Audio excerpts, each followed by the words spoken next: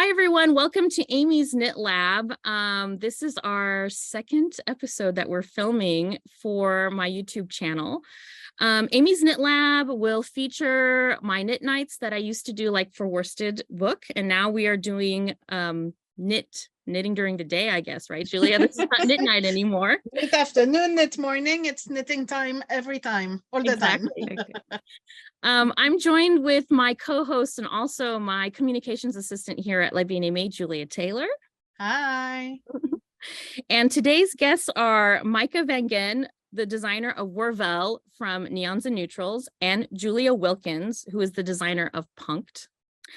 And we will be chatting with each of these designers individually, and we have a special guest, Suzanne, who is the test knitter for Maaike, who will be joining us as well. So let's get started. I'm going to bring forward Julia. She's going to be our first guest.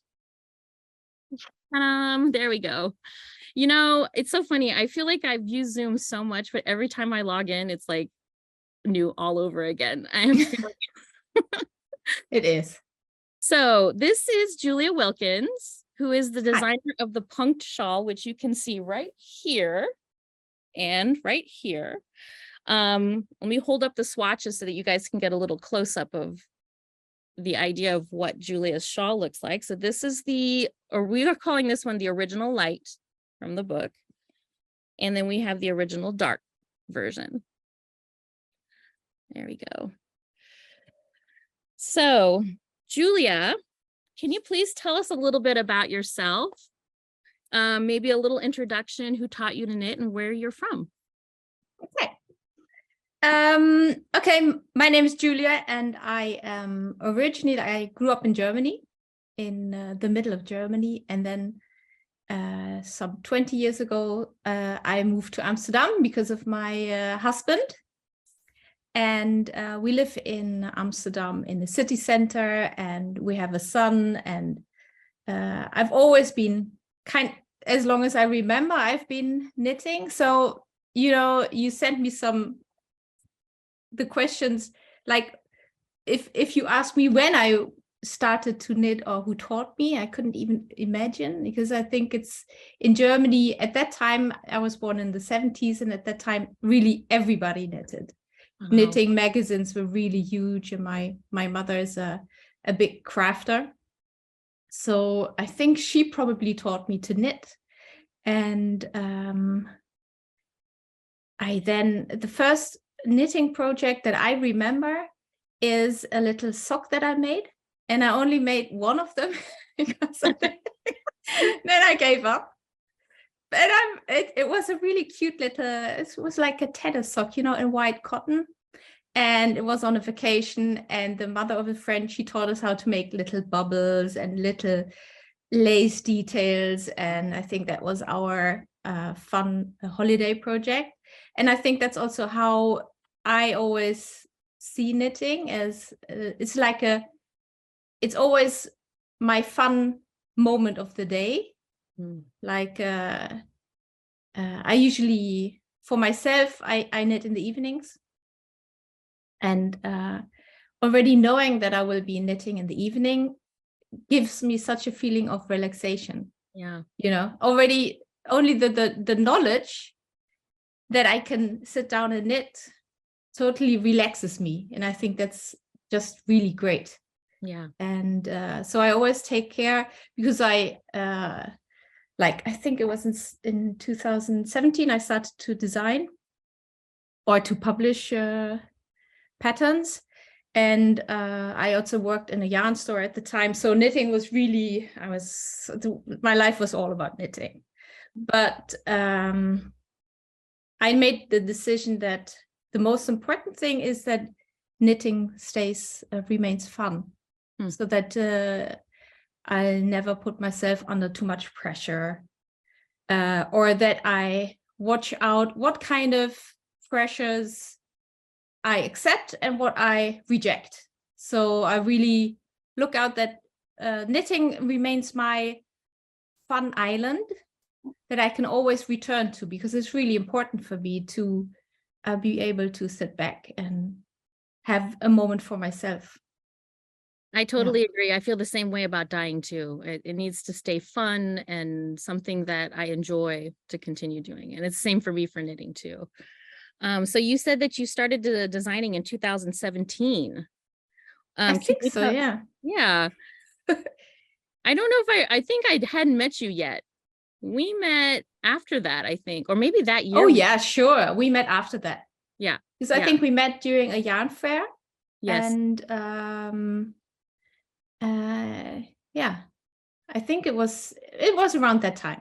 Okay, because I remember shortly after we met, you started designing, and that's how we started collaborating together. Can you tell me what the first thing you designed was? Yeah, I brought it. I could show you. So the first thing I designed was a cowl, because a cowl is really great. You can knit in the round, but you still have a scarf, right? And it doesn't fall off. And I wanted to have something on the bike that you can lean over, open the lock of your bike, and it doesn't unfold. And yeah, so I made a cowl. This was it was called 3D, and it's a bubble stitch. It's a really super simple pattern, but and you can use you could make it with one color, but I made it with two to give it a bit more 3D effect. Amazing. And I made it in short, and then I made it also in long. And so then you kind of can wrap it around twice like that when you're wearing that. Oh, that'd be on the bicycle. Yeah. Yeah. It was really, it was a really nice thing. And I also made, a a headband from it. Yes. Yeah, because that's also, because it's kind of squishy. It's nice for your ears. That's nice. Is that a tuck stitch? Yeah. And that was from Nancy Marchand's book, because I met Nancy. She used to live here in Amsterdam. Mm-hmm. And it's in the book Tuck Stitch, this stitches in there. Gorgeous. I love that. Yeah. So that was my first one. I'm really curious about what's behind you though. I see something neon behind you. Is that, do you recognize the color? Do you recognize the color? I mean, I'm immediately attracted to all things hot pink, but then I zoned in on that right away when we tuned in. I was like, what is that? Yeah, it's going to be a fast forward in our conversation. But yeah, now it's bleaching. This is your fluoro morganite. Wow, I love it. my favorite color ever. And every time I design something with it, I always get questions. What's the color? I used to look up how to write that name. I don't have to look that up anymore because I've written it so much. And this is going to be test knitted soon. So this is going to be, I think it's going to be out in autumn, late summer, autumn. Exciting. Very, very exciting. So those of you who are tuned in, have you got all your test knitters lined up for this knit? Not yet, because it's still with tech editing with the first round. So after that's done, I can better predict when it's going to start, and then I'm putting out a test call. Okay. And where do you put out your test calls, just in case? I want to get as much information out to people so they can follow you. Yeah. Oh yeah, please. Yeah. So I usually, the calls that I can just openly talk about, patterns, I'll announce them on Instagram on my account. But my test knit takes place on Ravelry on my forum website. So there's a chat for each test knit, and people can share their images and their comments and can directly react to each other. It's usually a really fun event, and you get to know other knitters and see what other people do with the design that you're working on yourself. And I love Ravelry for that. All right, so before we move on to talking about your design in neons and neutrals, I do want to ask a very important question. What sweater are you wearing? Question. I know the answer, but I want you to tell everyone who's watching. Hold on, let me see if I can grab mine. I think I have it here. Yeah, this is the Kumo sweater that I made with lovely yarn Kumo from La Bien-Aimée. Yes. And it's held double with one of my favorite yarns, the Felix. Mm. And I think this one was Helix. I'm not quite sure, but it's this one is called, the color is called Buzz, if I'm correct. That's right. Yeah. It's a neon yellow, and that's lichen. I also really love that color. And yeah, it's a really super easy. You start here in the back, you go up, and then you have short rows over the shoulders, which this part makes people crazy. I have never had so many questions about a pattern like this, because there's a really nice part, which is these arrow here on the shoulder. And for some reason, people are, I think they overthink how this is created. And that happens a lot with patterns. So if you think too much, in the end, you just follow stitch by stitch the pattern, and then it gets you this arrow. But yeah, people think it's very difficult, and they need to change colors halfway through. And yeah, but anyway, it's a really, and for the rest, it's a very easy, straightforward. I love this design. I actually have a version that's in the pink version as well, which I think it's not here in my office because it's been sent off. I have a sample knitter who's making me another one. Oh, going to match yours, because I kept seeing yours in photos all over the place, and I was like, I need one just like that. Good. So yeah, I'll be making another hear. Kumo sweater to match you. So maybe hopefully someday we will meet again and we can wear our matching sweaters. Yeah. Yeah, that'd be fun. This is by far my most popular design. It's one of these patterns that you make, you think like, oh, this is just gonna be something small and easy, no big deal. And then people get really attracted to it, and they really like it. And yeah, it's nice to see. It's a great shape. It's a sweater that I wore a lot last. It's a good shape, yeah. Yeah, it's a great shape. It goes over my dresses, and I see people wearing it with pants. It looks really great. And I mean, I love stripes, so anything striped, I'm a big fan. Me too. So. Yeah, me too. All right, so let's move on and let's talk about your design in neons and neutrals. So let me find it here in the book. I was so organized. I made all these little tabs. Did I make one? You're always organized. Well, I try really hard. So punked. So this is Julia's design that's featured in my book. And I wanted to ask you, what was your inspiration for punked, and what does punked mean? Okay, this most simple answer first. Punkt is just dot, is German for dot. But I liked it because you also had this, I think, was it MTV, this series, Punked? Oh yeah. Do you still remember? I think it's a long time ago, but there was a series, and Punkt is just the word for dot. And my idea, well, generally I always start with the textures that I want to create, I guess. And in this case, I was really, a couple of years I've been trying to do something with intarsia.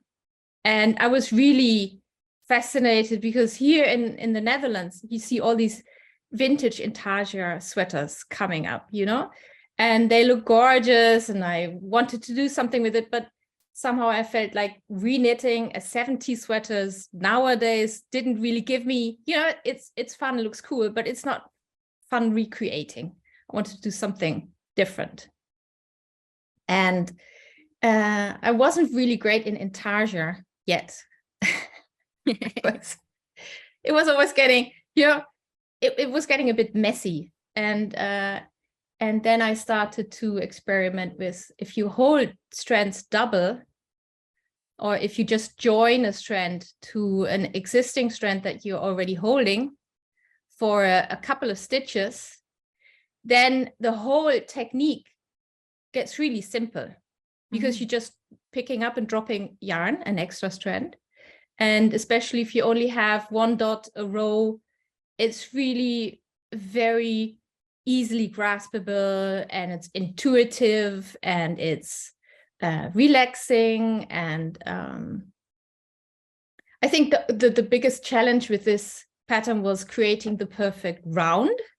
Wow. That was the most complicated part, because it sounds really easy, but if you look at the pattern, you'll see that they're all constructed slightly different, or at least between the larger and the smaller ones, there's a difference. And you know, garter, I love garter stitch, and I thought, you know, it's a nice thing that you can turn it around. Yeah, it makes it completely reversible. Yeah, because that sometimes you get with intarsia that the backside looks really, I mean, nowadays you love the backside as well. We've loved that it's a cool thing, but sometimes the backside of a garment can look unattractive. And in this case, you can, because it's a shawl, and you know, always like if the backside also can show, you know, if you have a shawl and you can turn it around and it looks good from all sides. Yeah, that makes sense. Yeah. So you coined this term. I think I actually heard you saying it on a live or something on Instagram, lazy tarsia. Yeah. Yeah, that's because basically it's intarsia, but it's not completely intarsia, because then you drop one strand and you pick up another one. So this one is just you join another strand. And the lazy, for me, it's really the lazy part is you just pick one up and then you go further, you drop it again, and then it's the lazy version of intarsia. I think that's a good selling point, because a lot of people get a little scared about intarsia. Like when I was out on tour, they would be like, oh, I don't want to do that one. That one has intarsia. And I said, but exactly, it's lazy tarsia. And so when I explained to them that they're just knitting garter stitch, and then every once in a while when you're doing the dots, you just pick up the yarn, they were like, oh, okay. And I was like, you could just give it a try. Honestly, this would be a great class to teach lazy tarsia. Yeah, that's a good idea, because you can do great stuff with it. You know, I've used it like this, but you can do completely different things. You can also do dots on a sweater. You know, I can imagine all kinds of cool stuff that you can do with it, because you also get a bit of a pronounced little thing in the texture. Get like a really textured yarn. So do you think there might be like a punked sweater someday? Ooh. you still have to the knitting in the round is still a challenge with intarsia. Yeah, it really is. And at the moment I'm working on I've just finished a pattern where I kind of circumvented that problem. But if you make a cardigan. Ooh, I like that. So yeah, I like that. So we talked about lazy tarsia. I have a question. If you were to knit one design from Neons and Neutrals from the book, which one would you cast on? Well, of course I would knit Maaike's Wervel. Yeah, because I think she also you use Felix, right? Yes. Yeah, and I love the neons, and I love circular sweaters, and I love stranded color work. So yeah, that's very nice. Is there any project that you can share with us? Like, what are you working on right now? What's on your needles? Is there anything you can sneak peek us? Yeah, well, I already showed you the one here in the back. Yeah. So it's gonna be called Carol, from Carole King, one of my favorite singers. Nice.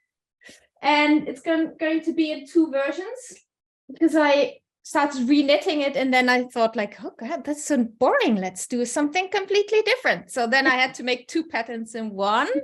One has like a little ruffle fringe. Yeah. Oh, how cute is that? And then I'm for a while I've been experimenting with circular shorts or half circular shorts. Oh, okay. So that's still a bit in the development, and that uses the lazy tarsia technique again. Ooh. So it's like a circular shawl, and it's again with silk mohair, and then you join a strand of brushed alpaca once in a while. And yeah, you get a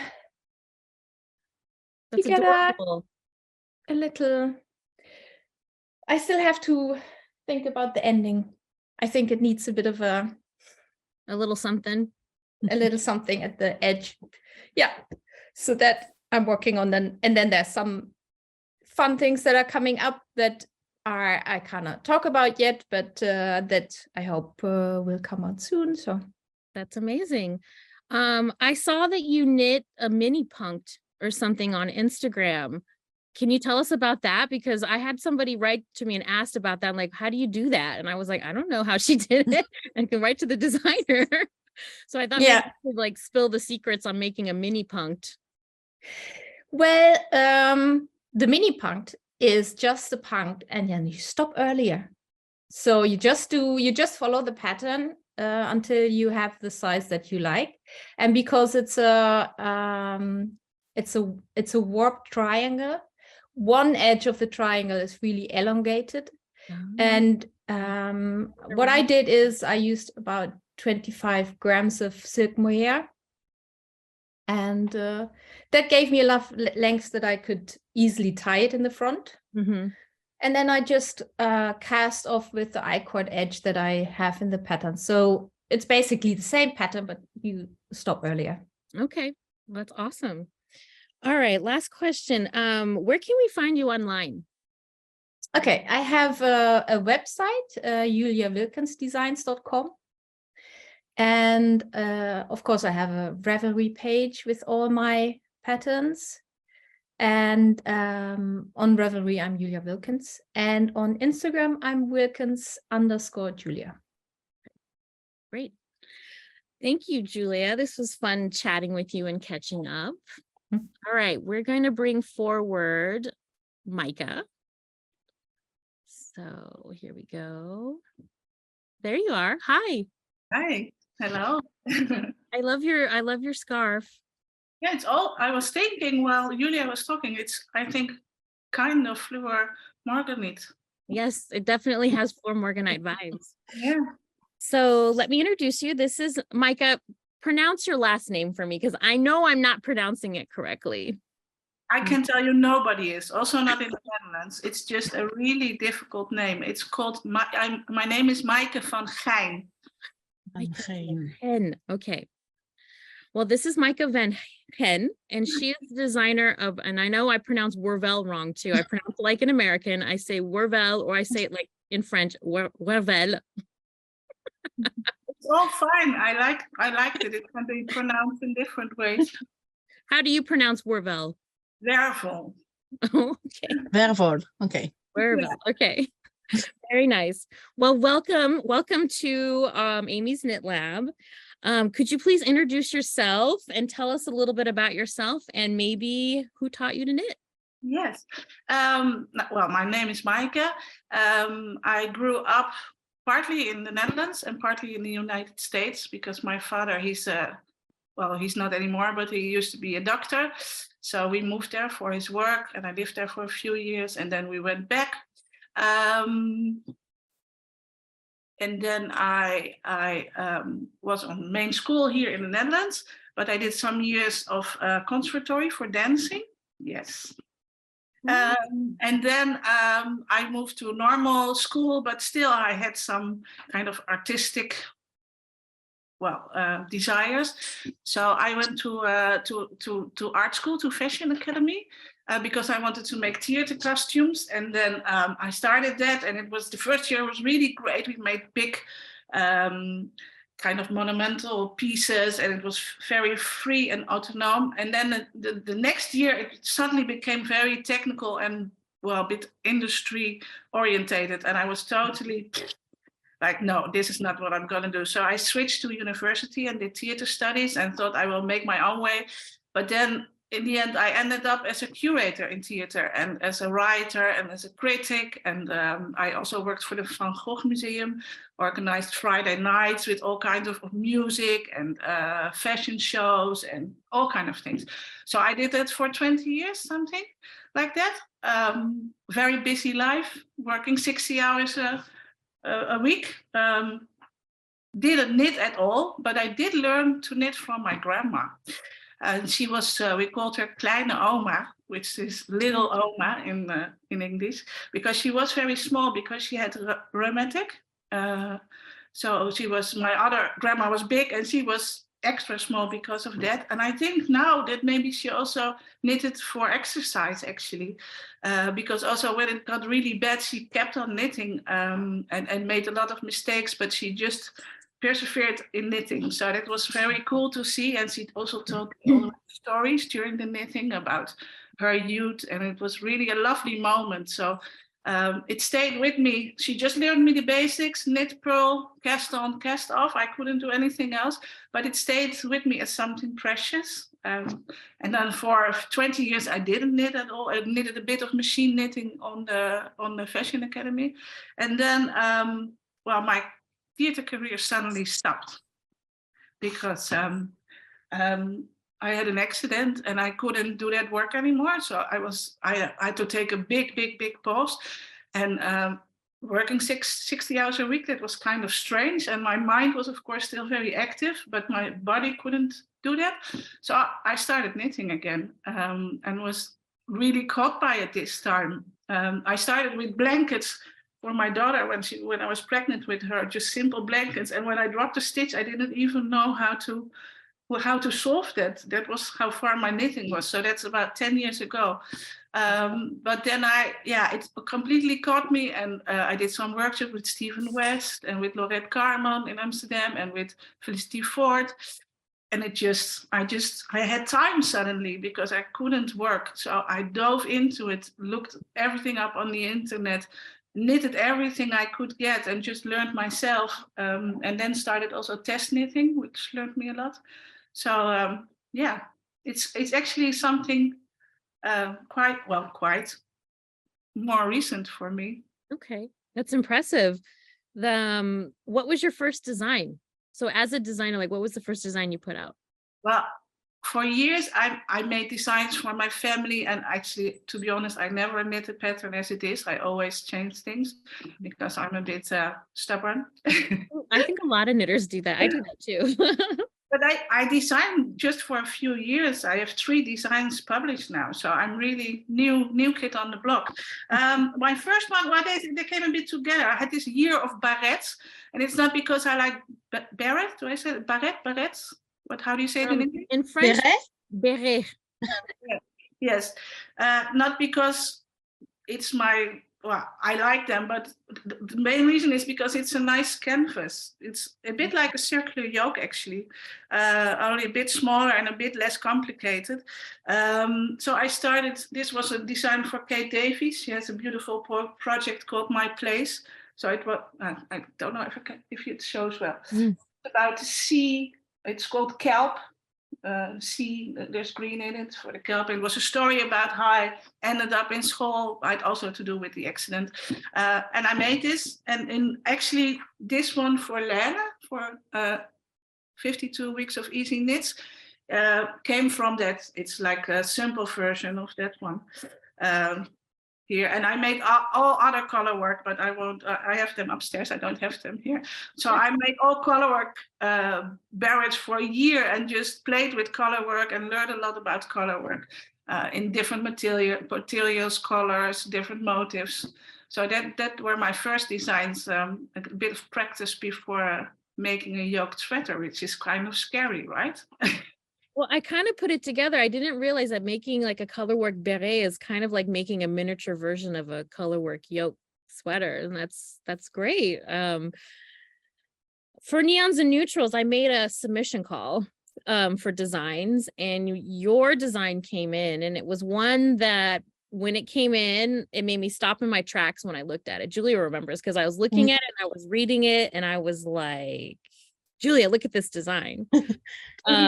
I wanted to ask you, what inspired you to submit to Neons and Neutrals this specific design?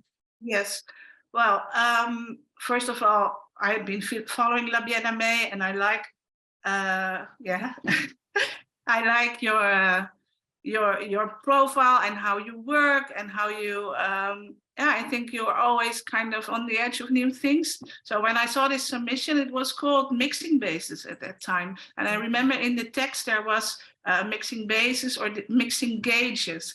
And at that time, or a little before, I was just playing around, also out of laziness, actually, with a technique to speed up sweater knitting, because I'm not a very fast knitter. I knit very precise. You have seen that probably in the samples I've knit for you. But I'm a slow knitter, and also because of the accident I had, I cannot knit the whole day. That's just not possible for me to sit all day. So I was kind of mesmerized by the idea of knitting a yoke, which I really like to knit in a fine gauge, and because you have a big canvas to play with colors. If you do that on a large gauge, it gets, for me, less interesting. Can also be interesting, but you can do less colors, less motifs. So I wanted a fine yoke, but the body knitting, I always got very bored in the same fine gauge. So I just was playing around and thinking like this, it has to be possible to speed that up. And then I just played. I always design while knitting, while making swatches, and this was on a garment for my daughter. And I just played, and I found a trick how to do that, to change from a small gauge to actually double less gauge. So from, in this case, for wervel, it's 29 stitches going to 14.5. So that speeds up quite a lot. Yeah. And it's really simple, really straightforward. I've now called it Maaike's forward fix, but I didn't do that yet in the book because I thought like somebody has done it. It can't be possible that I invented this, but yeah, you did research, I did research, I asked a lot of my knitting mentors and nobody knew it. So then when it was a bit later, I thought, well, I will give it a name. And it gives a lot of possibilities because it's not only for color work. You can also do it with a lace sweater, a cable sweater. You can also play with it in scarves, or you can also change texture a bit because the texture does look a bit different if you use very fluffy yarn, like we did with the wervel sweater. Especially with the boucle, you almost don't see it, but you can also intentionally show it by using less fluffy yarn. So I think it's quite cool. I'm still thinking about the possibilities, and it's super easy. So these are examples of the fluffy yarns that we use for the samples. This is Uncommon Thread Cloud Fingering. As you can see, it's got a kind of a chaînette, not even really, it's like a boucle. It's alpaca, I think. Construction on the thread.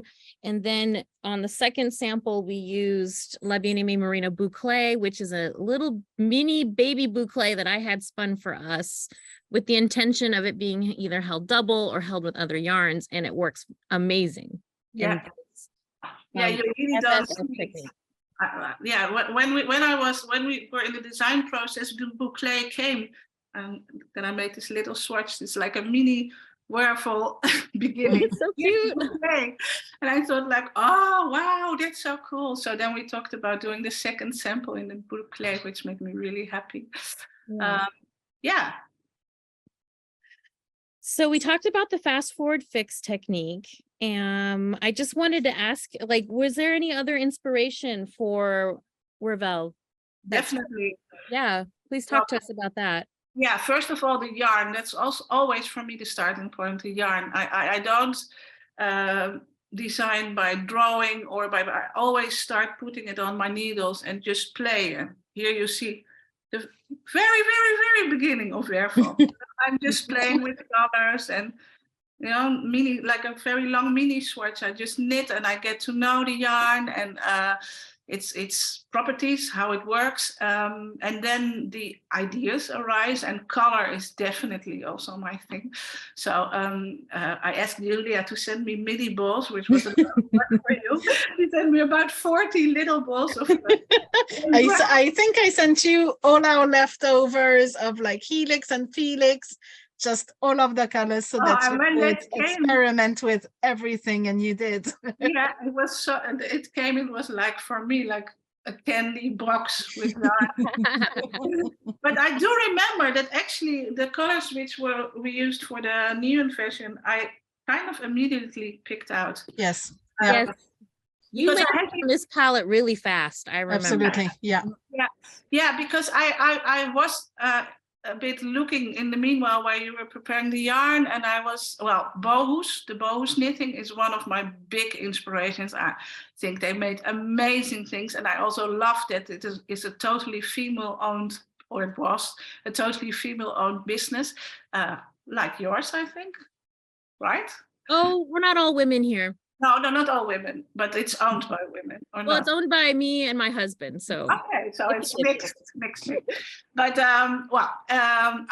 beside that story, they made spectacular sweaters, and their fades, and how they play with yarn. And they also work with even smaller needles, like 2.5 needles. So it's really fine gauge, and with Angora, which is a bit fluffy. So that has been an inspiration the last 10 years. And then I was looking at a culo hat that I saw in a museum long ago, an old one, not a new one. And I found it really cool that it's really old, but they use like this saturated reds and purples next to almost neon. It's not as neon as the neons you make, but pretty neon, especially for that time. So that kind of inspired, also in Wervel, we start with purple and aubergine, and what would you call this is like hot pink, Bordeaux. Like you have like 3 of our neon pinks right here landing each other, and then it goes butts up right against something neutral. This is what I loved when you pull this palette together, that it was going from something so dark to something so light that visually it really creates this beautiful motif like this.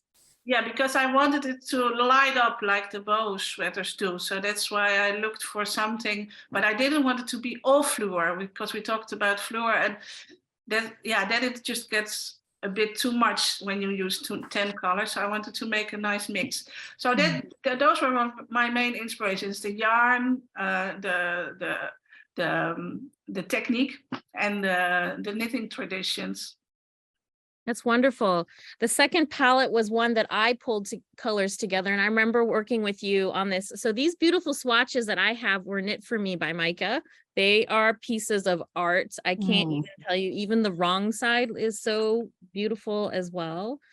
This one is a little bit different in the color, the way the colors are laid out versus the original neon. The original neon kind of works in a gradient fashion. And I really like the kind of compromise we came to this. Do you remember, Maaike, when we were working on this? Very well. Yes, because you sent me very beautiful colors, but when I swatched, they had a bit too little contours, which makes the zigzag a bit disappear. And then I remember actually overnight, because I started it in the evening, I think I worked till 5 in the morning. I suddenly came up with this, like to make it a two-toned. So it's reversed and two-toned. So the light colors fade and the dark colors fade, but we have cut them up. And I was so happy when I saw that, and happy that you liked it, how it turned out. Because it's also interesting, I think, because it also shows how you can play differently with the colors. That you don't have to do a fade necessarily, or a traditional fade. You can also do something like this, or just put very cool colors you love next to each other, and then it will be not a fade, but like explosion of color. So in that vein, we kind of, we made 2 more palettes, and these beautiful swatches were knit for us with Maaike. We worked with her on these. We made one that's a kind of a fading yoke. And then we did another one that's not really fading, it's more striping. And we pulled these 2 palettes together, and we used a different yarn in the yoke here. So we kind of followed along what Maaike was intending, that use a sport weight, a lighter weight in the yoke, and then a thicker yarn. So we used our merino boucle in the body to kind of follow along in the original design. So this was a blue palette that we made, which matches kind of the idea of the fading going on in this yoke here.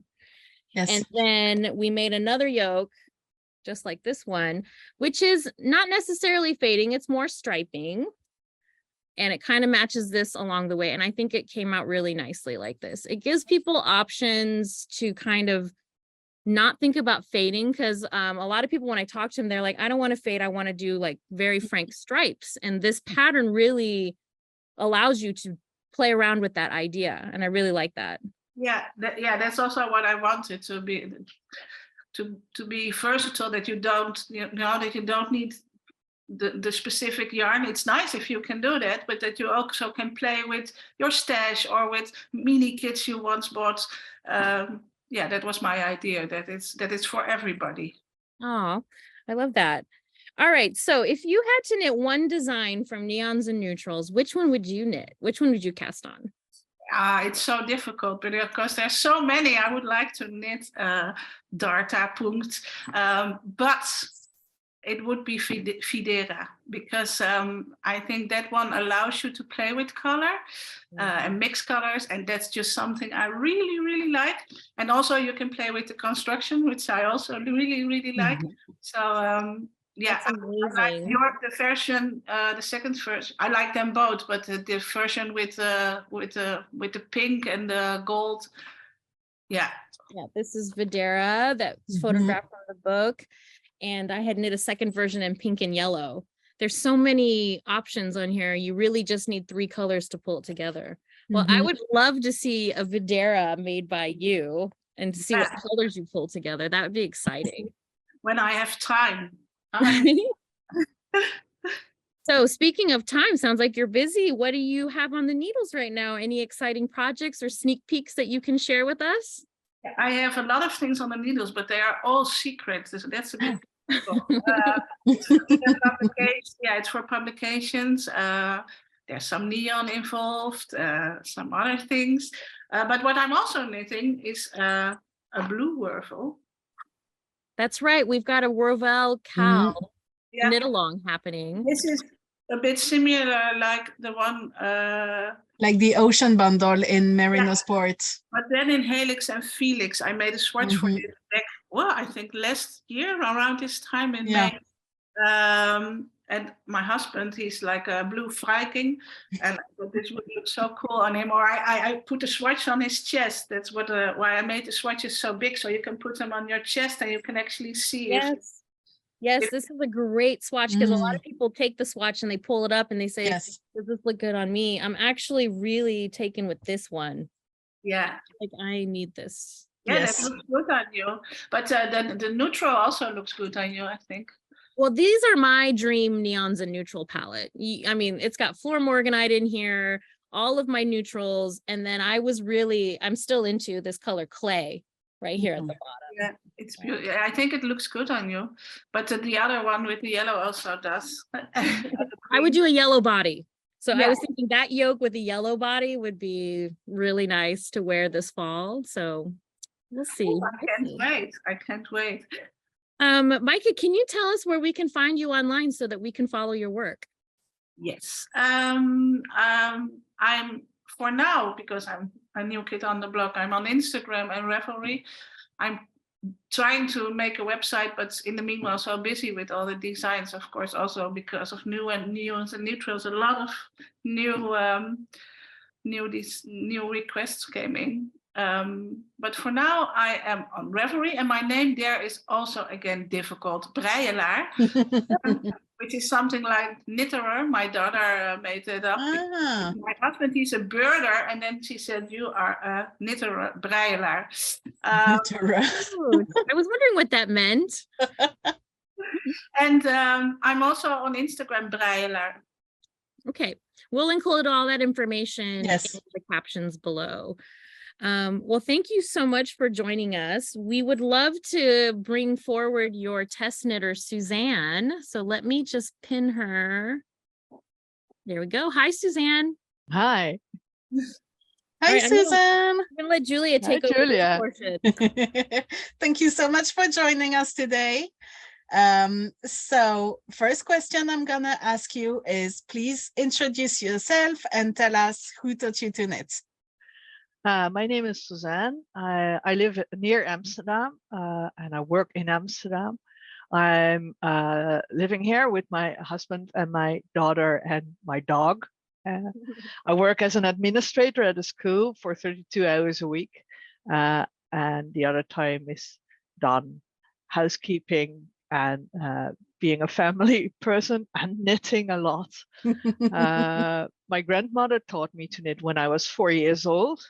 Wow. And I started with spool knitting on a kind of machine. What does that mean? Sorry, I don't know what spool knitting is. You have a machine and you have stitches and you just pull over the thread like that. Okay. And it comes out at the bottom. Yeah. And later on, she learned me to knit with 2 needles. And yeah, so I really like that. And I am very old. I'm 57. So I learned to knit at school too. We had a knitting class at school, and you had knitting every week for an hour. So it's really great. Cool. My gosh, that's so great. Yeah. So I'm trying to reintroduce it at the primary school where I work now. And we are trying to learn children to knit and to embroider and to hook. So yeah, that's really nice. Oh, that's so great. Make lots more new knitters. Yeah, I think it's really important. It's a good thing to learn, and not all should be mathematics and language. So yeah. And and I have knitted all my life, but I think I have been knitting for the last 20 years, much more. When I was a teenager, I had other interests, and and then I became a test knitter because I really like the work of Cynthia Valley. Oh. And let me see. That's these little fellows. Yeah. So Mush and friends. and that's when I became a test knitter. And when Maaike asked me to help her out with her one of her first designs with the beret, the kelp beret, that's when I decided I also wanted to test knit for Maaike. Ah, super. And so, but that's exclusive. I only knit for Cynthia and for Maaike because otherwise it would get too busy to do that. So yeah. Oh, that's super. And so let's talk about your Wervel now. Can you tell us a little bit which yarn you chose for Wervel? Yeah. When Maaike asked me, I wanted to start as soon as possible to help her out because she was on the deadline. And then I dove into my stash, and this is Holstgarn, super soft, which I use. And I had this because I was trying to teach myself intarsia, but that never got off the ground. So I had this lying around, and I really like these colors. So I started to knit the yoke with the colors I had of the Holstgarn. And for the fluffiness of the rest of the body, with the body I used 2 threads of Holstgarn, and for the yoke it was only 1. Okay. And I put in Tilia from Filcolana, and that's the mohair. That's the mohair. Okay. Yeah, because I can tell it looks fluffy. Yeah, so the body and the sleeves are 3 threads. It's 2 threads of Holstgarn and 1 of Filia. Yeah. That's amazing. So, and I really like I do like color work, stranded color work. But the fun part of having to be able to knit the body and the sleeves in less than 2 weeks, that was really, really great. Yeah, that's like amazing. the solution to Sleeve Island. Absolutely. Yeah, exactly. Yeah, because that's something. I have lots of sweaters with 1 sleeve. Me too. And they are lying around and I just ignore them. I think we all do. Yeah. So could you tell us what you've been knitting recently? Maybe you can show us a couple of your recent projects. One of my recent projects are these socks. Oh, wow. Were knitted with yarn called close. It's from Ovis, etc. Ooh. And it's pure wool, so there's no nylon in it or anything. So I'm looking forward to wearing them and see what how it holds up, because normally I use sock yarn with nylon. And I have a daughter of 22 years old, and she asked me to knit her a sweater. So I knitted her a sweater, and she really wanted a rainbow sweater. So it has become a rainbow sweater. Well, you absolutely achieved that. What yarn did you use to get that rainbow? It's Fractal from Estland, and it's sold by Lorette Carman. Okay, I'll write those down. They dye it in these colors. Wow. So the yoke is one skein of yarn. Wow. And it just knits up like that. That's gorgeous. So that's really nice. And then I use the blue ones to simulate the sky. Oh, nice. Absolutely. All right. I'm going to bring Julia into the fold here. There we go. Hi. All right. So we're coming to the end of this session, this conversation, and I have some fun questions to ask everyone.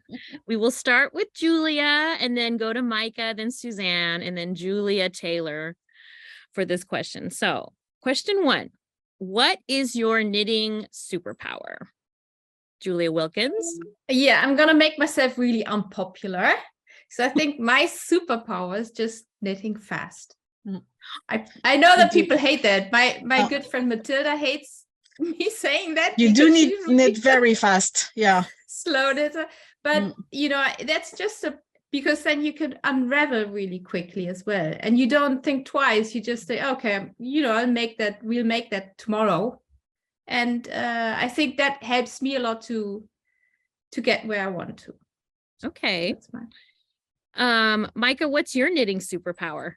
Yeah, I think being very curious and always wanting to discover and create new things.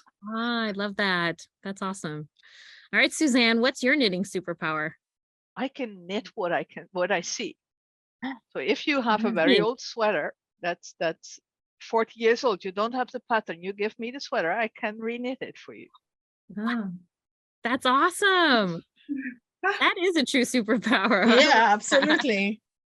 All right, wow. Julia Taylor, what's your knitting superpower? I actually haven't thought about it. I would say casting on. I love that. I cast on all the things. Do I finish them? Maybe not, but you know. That's someone has to be excited to get things going, you know. It is true. She is very excited about lots of new patterns and she is constantly casting on. It is exciting. And you, Aimée, what's your superpower? Swatching. Yes. If I showed you guys like my swatches, that'll be another episode. We'll talk about I can attest to that. Yes, I have a lot of swatches. Okay. Back to Julia. If you were a stitch or knitting technique, which one would you be? Ooh, that's a difficult one. I think I would be, at the moment, I would be lazy Tasia. I think that works really well for me. I love that. How can I accomplish something faster and easier? And, you know, that's quite me. That's awesome. All right, Maaike, what about you? I think color work, because that makes my brain tickle. And also a lot of other techniques you can use in color work. So yeah. I love that. Love that. Suzanne? Same, stranded color work.